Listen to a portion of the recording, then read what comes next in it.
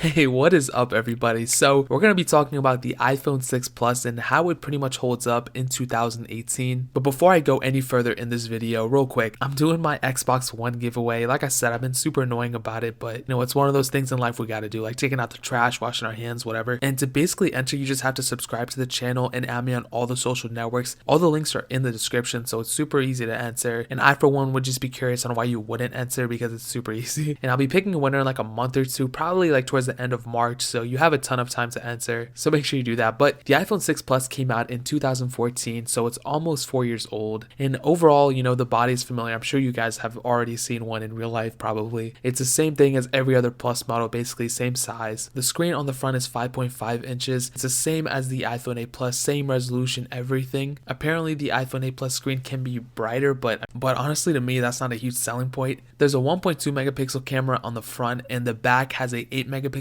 camera, and we'll talk about those in a minute. But turning on the phone, you have iOS 11.2.1, which is the latest version that this phone supports, and I'm pretty sure it's going to get iOS 12 and possibly iOS 13. I don't really want to put money on that, but bro, I don't know what's going on. My voice keeps going back and forth. Overall performance is okay. There's no 3D touch or anything, which I actually use all the time on my main daily driver. There's only a dual core processor, which isn't that bad, but it only has 1 gigabyte of RAM, so multitasking in between apps might tend to show a slowdown of some sort, or closing out of heavier intensive apps. So that's one thing to keep in mind. If you're a heavier task user, you might have some apps that are closing in the background. And since this phone is on iOS 11, Apple obviously, implemented features of slowing down the phone based on battery life. And if you're getting this phone, it's pretty much old and you're pretty much getting it used, I would highly recommend getting a battery replaced from Apple. They're only $29 and this phone does qualify for that, so I'd highly recommend doing that. Gaming is also pretty decent. I don't game too much, so I downloaded the heaviest games I could think of, Real Racing 3, Dead Trigger, all those, and I played them and they play just fine. The phone does get a little hot. You might notice a couple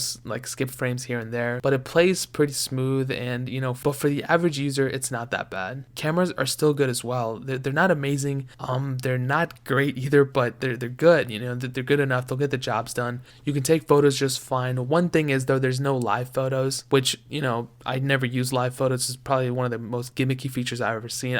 Do you guys use live photos? I'm really curious. It's not bad quality overall. Videos are okay as well. It can't film 4K, but it does film in 1080p. It can do 60 frames per second and 720p, so it has slow-mo and all those little features as well. But there's no portrait mode or anything, so keep that in mind when buying this phone. Now switching over to battery life, it's still pretty solid. It's clocked at lower speeds, and a quick note, the iPhone 6 Plus actually has a bigger battery than the iPhone 8 Plus and the iPhone 6 Plus. It's at a 2900 mAh battery, so it's pretty good battery life, honestly. Because the phone is clocked at lower speeds, and it doesn't really have like the brightest screen ever, so it doesn't really use that much power. But like I said before, since this phone is older, the phone's battery has deteriorated and the performance has gone down. So iOS 11 kind of did mess it up a lot, so make sure you just get the battery replaced to be on the good side. I'm not getting paid by Apple by saying that. I've already talked so much smack about them, but I'm just, if you're going to get this phone, highly recommend it. Another huge issue with this iPhone was that it bent. It's never happened to me. I would highly recommend throwing a case on it though. I'll link some cases in the description that I use personally on my iPhone 6 Plus. And if you guys aren't familiar, I drop all the gear that I use on my website, fenoy.com/gear. That's also in the description. So if you guys want to see all the cases, phones, tablets, all the stuff I have, you can click on that link as well. So to basically sum up,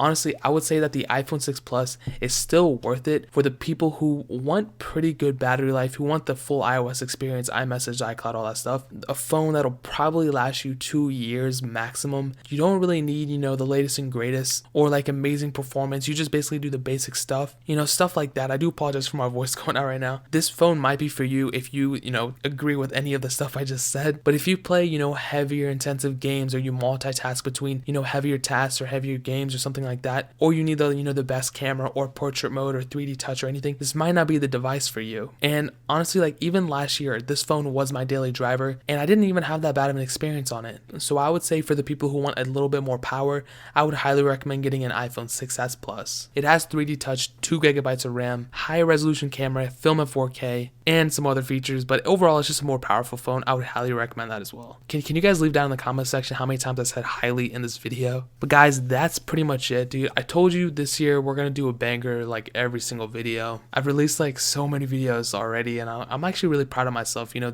I'm trying to release like high quality videos as well. So yeah, guys, I mean, that's pretty much it. Like this video if you enjoyed it. Comment down if you guys have any questions or anything. I'll try my best to answer. I know I say that every time, but sometimes there's questions and I've already answered to, so it's really hard. So leave down like a tricky question, I'll try to answer it. Oh, and also I'm working on this beat right now. It's sounding like fire. It sounded so good. I'll probably have it out in like a day or two. Check out soundcloud.com/simplealpaca. All my beats are on there. But more importantly than everything else, I love every single one of you guys, and hopefully I'll catch you guys in the next video. Peace out till then.